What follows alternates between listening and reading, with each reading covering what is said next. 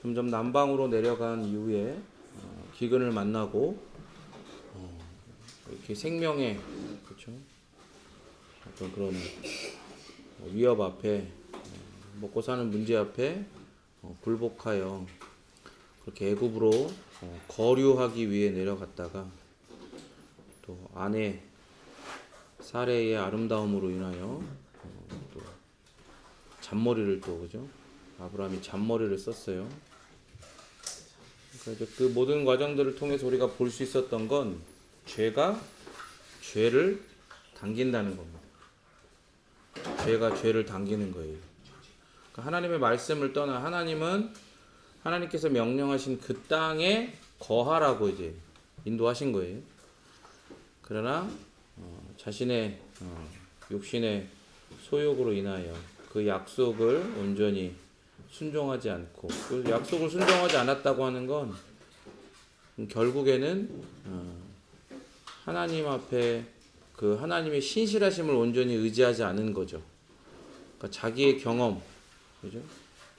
자기의 경험대로 먹고 살 방법을 찾은 거예요. 그렇게 보니까 육신의 눈을 들어보니 먹고 살 것이 원래에도 쉽지 않았던 이 땅, 더군다나 기근이 덮쳐온 이 땅보다 그렇게 대굴대굴 세상인 애굽이 훨씬 힘이 있고 그렇게 풍요하고 그렇게 살기 좋은 곳으로 보일 수밖에 없는 겁니다. 그렇게 하나님의 말씀 앞에 불순종을 할 때 하나님이 명하신 자리를 떠나 자기가 보기에 좋은 대로 결정한 땅에 서게 되고 그 땅에 섰을 때 아이러니한 것은 그 땅이 결코 하나님의 은혜의 논리가 아닌 힘의 논리로 지배되는 곳이라는 걸 아브라함도 이미 알고 있어요. 이미 알고 있기 때문에 두려워서 아내를 누이라고 속이죠. 그러니까 어떤 상황이 그렇게 닥쳐오니까 임기응변을 한 게 아니라 이미 자기는 누구의 백성인지를 자기는 이미 인지를 하고 있는 거예요. 누구의 은혜로 살아가는 존재인지 이미 알고 있어. 알고 있음에도 옛사람의 그 소욕을 따라 그런 일들을 행하고 그것이 점점 더 걷잡을 수 없이 일이 커져가는 거죠. 어쨌든 그런 과정 속에서 하나님이 바로와 그 집에 재앙을 내리시고 그래서 아브라함을 책망하며 아브라함에게 노비와 가축들을 보내서 나가라고 하죠. 그래서 이제 13장이 되는 겁니다. 1절 읽겠습니다. 13장 1절 시작.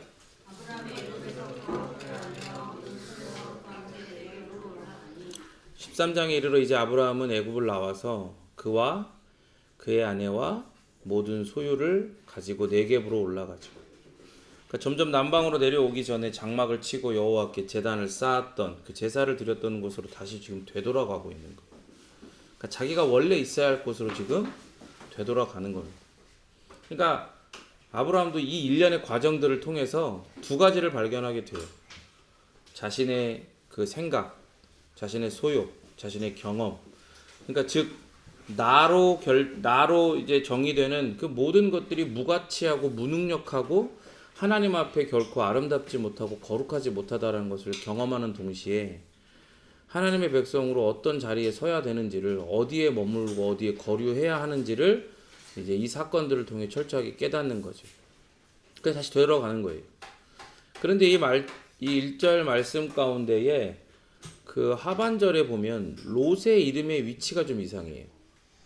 그 전까지 이 롯이 이렇게 등장할 때는 항상 아브라함 가까이에 이름이 있거든요. 그래서 아브라함, 사레, 그리고 그 사레 다음으로 이렇게 언급이 된단 말이에요. 그런데 오늘 여기서는 항상 앞에 있던 롯의 이름이 애굽을 나오면서 롯의 이름은 사람 옆에도 아니고 아브라함의 모든 소유물 뒤에 기록이 된단 말이죠. 그러니까 이게 애굽에서부터 아브라함과 롯의 관계가 그만큼 멀어진 것에 대한 표현으로 생각돼요. 그래서 아니나 다를까 13장 오늘 이 본장 이 후반에 이 갈등이 결국 드러나게 되는 걸 우리가 발견하게 됩니다. 2절 읽겠습니다. 시작.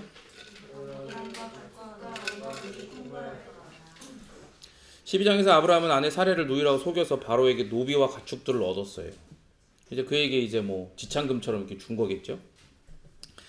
그런데 여기에는 지금 갑자기 13장에 와서는 분명히 노비랑 가축들을 줬는데 갑자기 은과 금이 풍부하다는 말씀을 해요.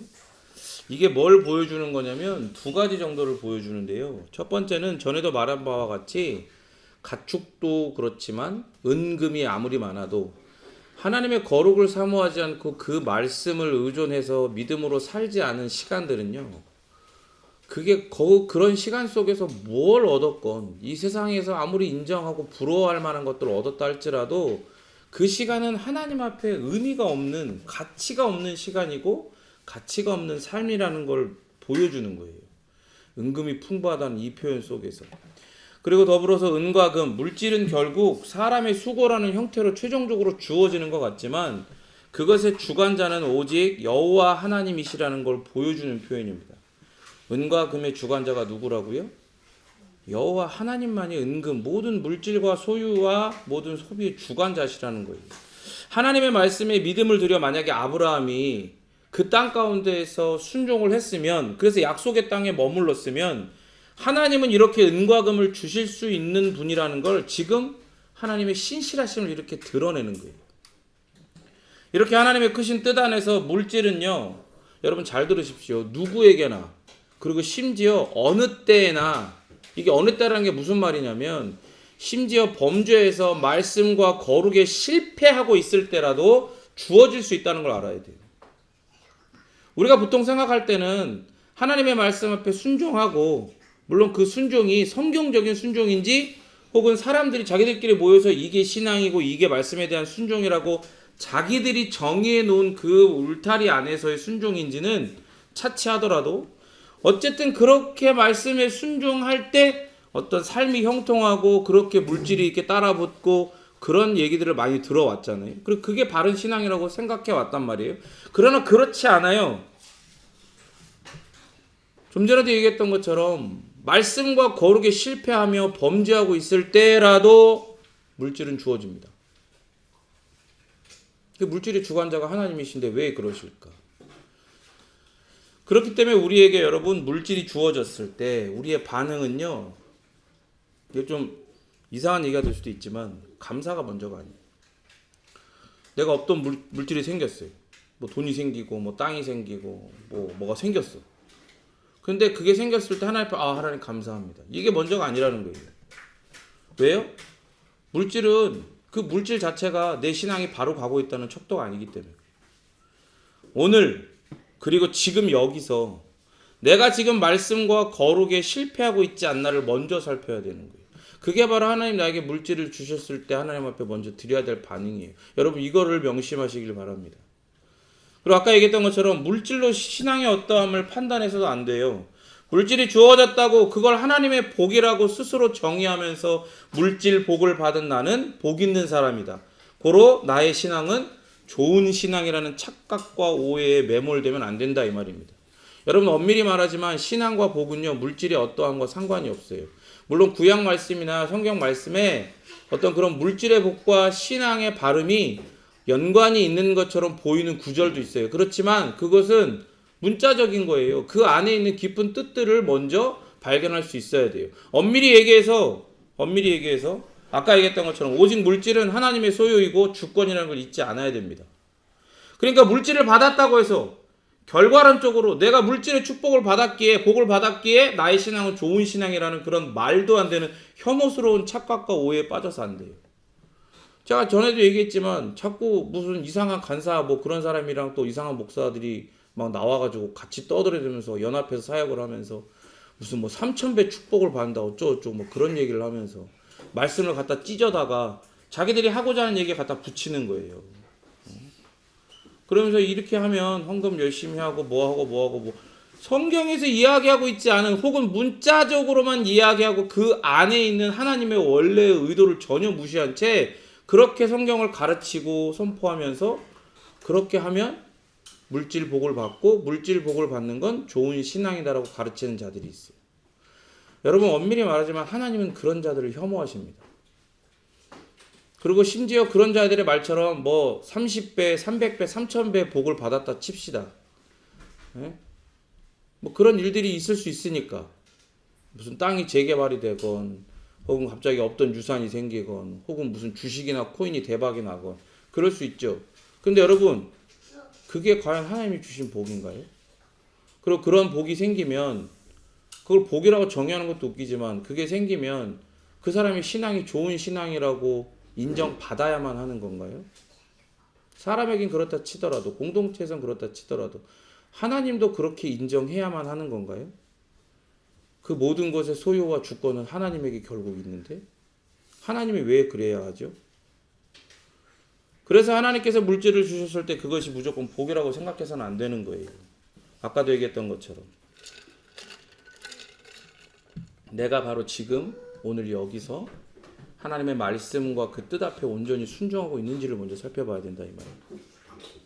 왜냐하면 우리에게 내재되어 있는 이 돈을 사랑하는 일만하게 뿌리가 되는 마음, 옛 본성 때문에 많은 소유는요 오히려 우리로 믿음을 떠나 근심으로 우리를 찌르는 양날의 검이 된다고 디모데 전서는 이야기하고 있어요. 그리고 이걸 잊으면 안 됩니다. 창세기 13장 3절 4절 읽겠습니다. 시작.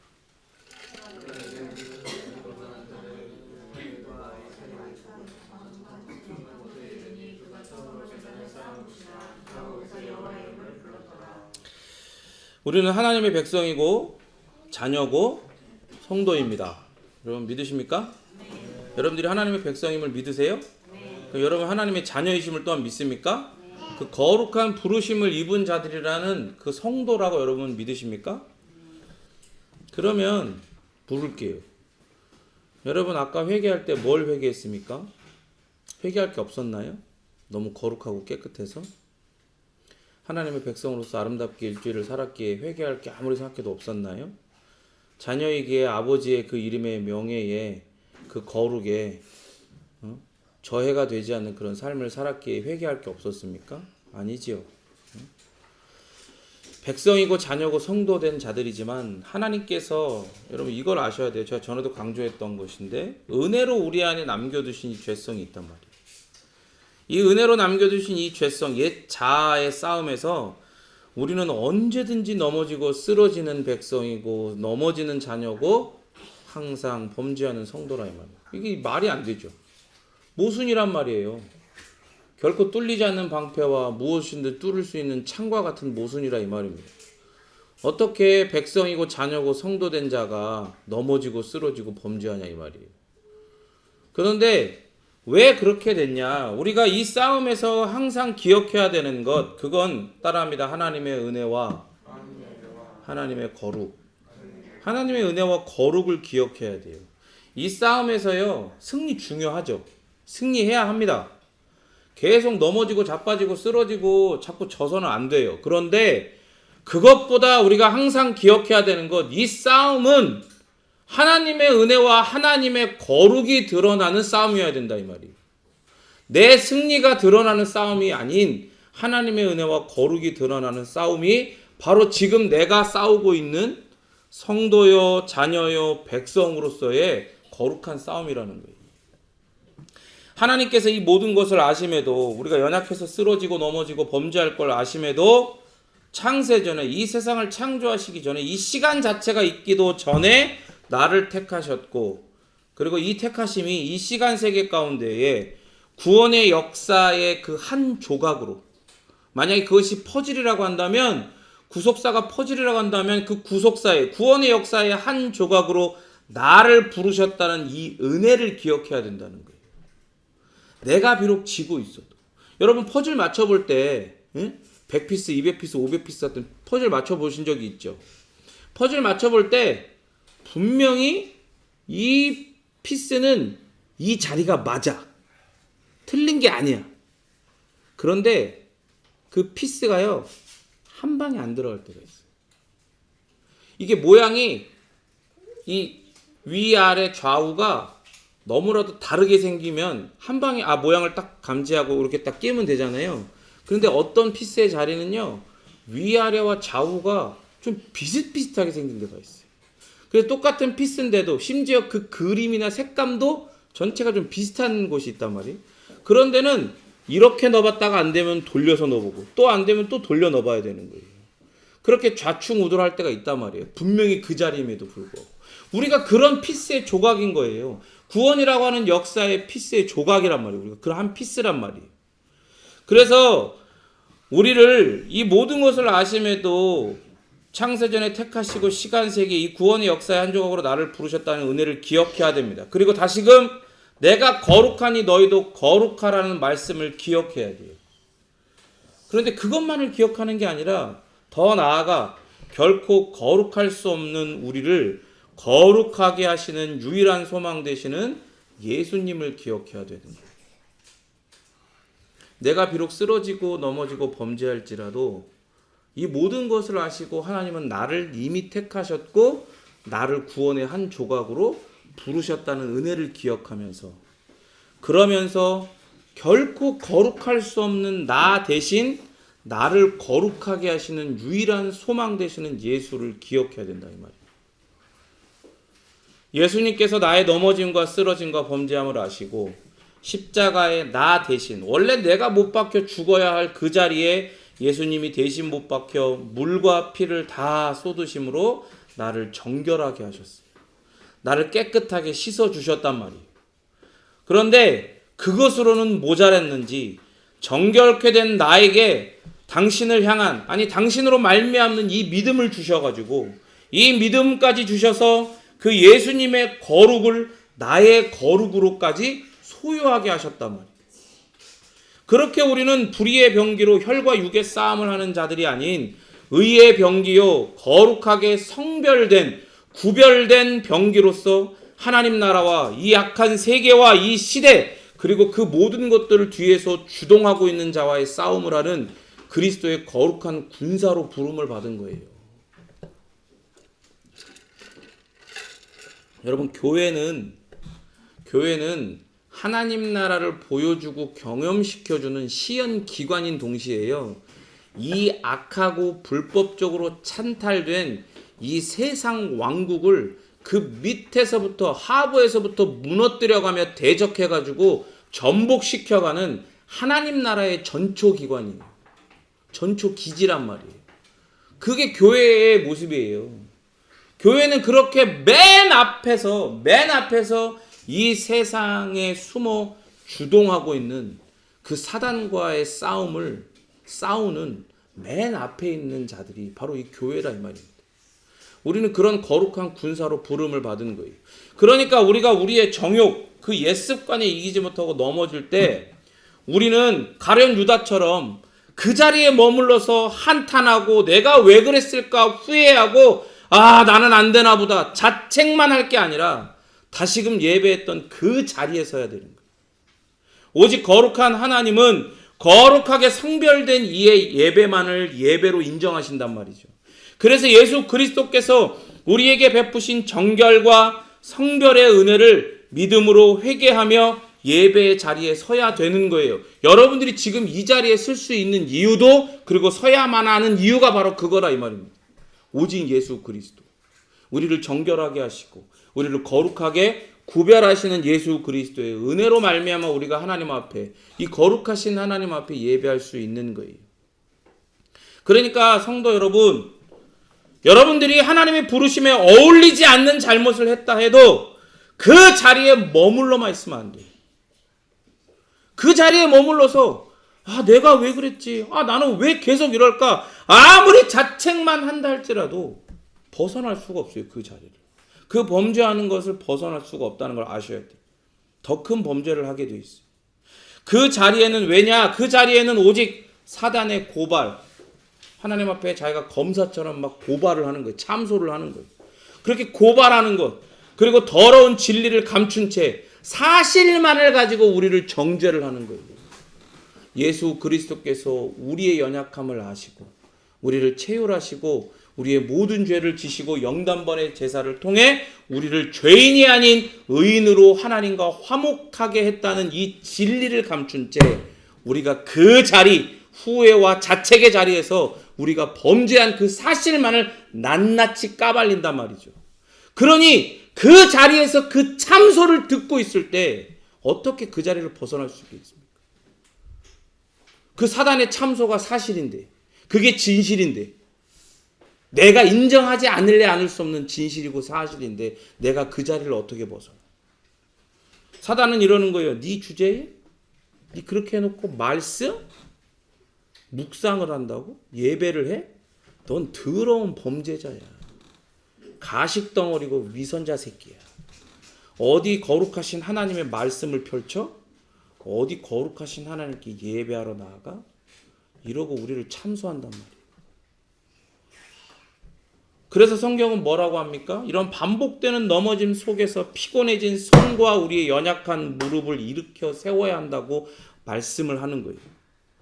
우리의 거룩하지 못한 이 저는 다리가 더 이상 어그러지지 않고 고침을 받게 해야 한다고 말씀을 해요. 그리고 이 모든 연약함과 어그러짐으로부터, 그 모든 참소의 자리에서부터 우리를 일으키고 떠나게 하고 하나님이 말씀하시는 그 거룩의 자리에 결국 서게 하는 것, 이 모든 것은 바로 따라합니다. 믿음. 오직 믿음으로, 예수 그리스도만을 믿는 믿음으로 말미암아 이루어지는 거예요. 이 믿음으로 그 자리에서부터 떠나 아브라함이 그랬던 것처럼 베델과 아이 사이, 곧 전에 장막 쳤던 곳, 처음으로 제단을 쌓았던 곳, 바로 거기에서 다시금 여호와 하나님, 우리를 구원하셨고 구원해 가시며 영원히 구원하실 그 구원자 여호와의 이름을 불러야 하는 겁니다. 하나님은 창세기 13장의 이 본문의 말씀을 가지고 1차 독자인 모세 앞에 서 있는 이 이스라엘 백성들에게 말씀하시고, 지금 예수 그리스도 앞에 믿음으로 서 있는 우리에게 말씀을 하고 계시는 거예요. 여호와 이름을 부르라고. 그 자리에서. 그러니까 여러분들이 그 참소의 자리에서 얼마나 울고 있고 얼마나 싸우면서 어떻게든 내 힘으로 이겨보려고, 죄짓지 않으려고 막 피 흘리더라도 돌아와야 되는 거예요. 그 자리가 아니라 죄의 자리, 실패의 자리, 우리 옛사람의 무가치함과 무능력과 가능성 없음과 거룩이 없는 그 자리에서 돌아와야 된다고요. 그리고 그렇게 돌아오도록 일어서게 하는 힘도 우리 자신에게는 없다는 걸 우리는 그 자리에서 발견하고 있잖아요. 왜 자꾸 거기서 뭉개고 있어요? 왜? 없는데. 왜 뭉개냐고. 오직 예수 그리스도를 믿는 믿음, 이 믿음 외에는 죄로 인해 피곤하고 연약한 우리의 손과 무릎을 일으켜 세울 힘이 없어요. 진짜 없습니다. 진짜 없어요. 아무리 큐티를 열심히 하고 아무리 별짓을 다 해도 그 자리에서 우리를 일으켜 세워서 하나님이 원래 우리로 하여금 세우셨던, 서라고 했던 그 곳에는 이 믿음 말고는 우리를 일으켜 세우고 돌아가게 할 힘이 없다니까요. 여러분들이 경험하지 않습니까? 경험했지 않습니까? 여러분, 이 믿음을 선포하십시오. 뭐 하라고요? 선포해야 돼요. 선포는 다른 사람에게만 하는 게 아니라 나에게도 하는 거예요. 말씀을 전하는 제가 하나님의 말씀을 여러분들에게 선포하지만 저는 여러분에게 선포하는 동시에 여러분과 같은 성도로서 이 말씀을 듣는 겁니다. 그런 것처럼 하나님의 말씀은 곧 선포이고, 선포는 나를 포함하여 모든 이들에게 하는 거예요.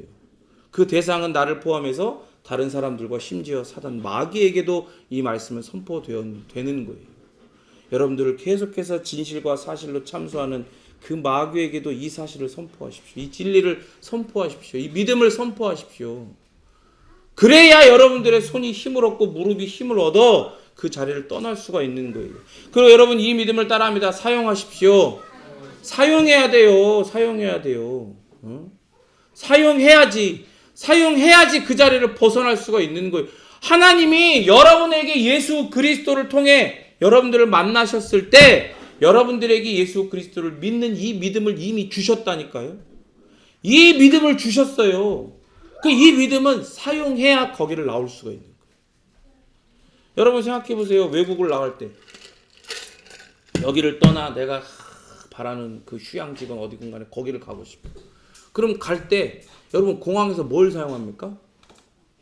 여권과 또 뭘 사용해요? 비행기를 타려면 보딩 패스, 비행기 표가 있어야 되잖아요. 비행기 표를 사놓고 그거를 뽑지도 않고 보여주지도 않고 무조건 들어가려면 되겠어요? 안 되죠. 비행기 표를 사야 그 비행기 표를 타고 원하는 목적지에 가는 거예요. 믿음도 마찬가지예요. 하나님이 원하시고 말씀하셨던 그 자리는 오직 예수 그리스도를 믿는 이 믿음으로만 갈 수 있고 설 수 있는 거예요. 그러니 여러분 믿음을 어떻게 해야 돼요? 사용해야 됩니다. 그것이 바로 하나님께서 우리에게 그리스도 예수를 믿는 믿음을 주신 이유라고요. 믿으십니까? 이게 바로 여러분들에게 믿음을 주신 이유예요. 믿음을 선포하고 사용하라고. 그렇게 다시금 믿음으로 말미암아 돌아와서 그 자리에서 회개하며 여호와 이름을 불러야 되는 거예요. 여러분 하나님의 이름은요 그렇게 부르는 거예요. 내 욕망, 내 정욕, 내 만족, 내 유익을 위해 부르는 이름이 아니라고요. 이 이름이 내 무가치함과 나의 무능력과 그리고 나의 죄악됨을 아심에도 구원하시고 구원해 가시는, 그리하여 하나님의 나라와 그 영광과 거룩을 위해 부르게 하시는 그 이름 뭐예요? 여호와 하나님, 구원하시는 하나님. 하나님의 이름은 그렇게 부르는 거예요. 여러분이 나의 무가치함과 무능력 때문에, 그 진실과 사실 때문에 계속해서 참소당하고 정죄당하는 그 자리에서 구원하신 그 이름, 그 이름을 부를 때 그 자리를 떠날 수가 있고 하나님이 말씀하신 그 자리에 갈 수 있는 거예요. 그렇게 여호와 하나님, 그 하나님의 구원하시는 그 이름을 사모하며 아름답게 부르는 베이직 성도들 되기를 진심으로 바랍니다.